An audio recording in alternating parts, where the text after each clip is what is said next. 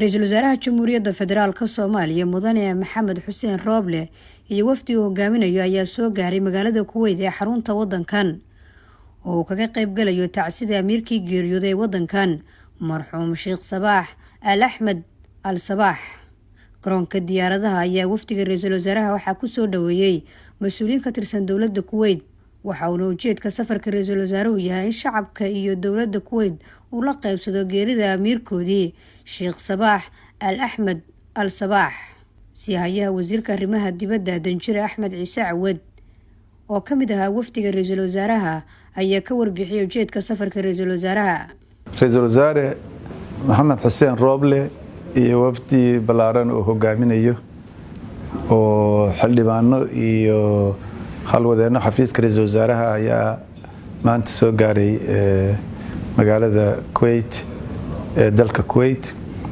socdaalka ujeedadiisu wuxuu ahaa in dawladda Kuwait iyo shacabka Kuwait aan walaalaha nahay loo soo gudbiyo la soo gaarsiiyo tacsida ummadda iyo dawladda Soomaaliyeed oo ra'iisul wasaaruhu matalayo.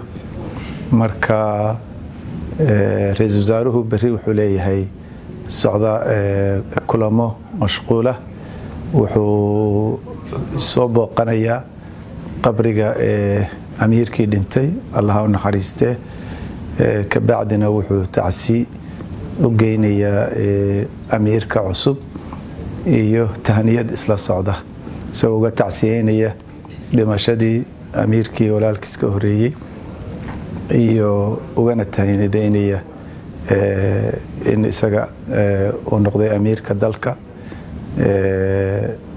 ra'iisul wasaaruhu wuxuu u gudbinayaa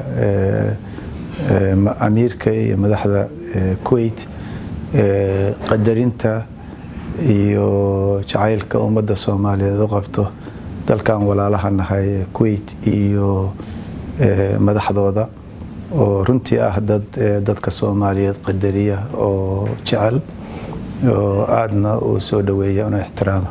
Nasr Bashiir Cali warbaahinta qaranka magaalada Kuwait.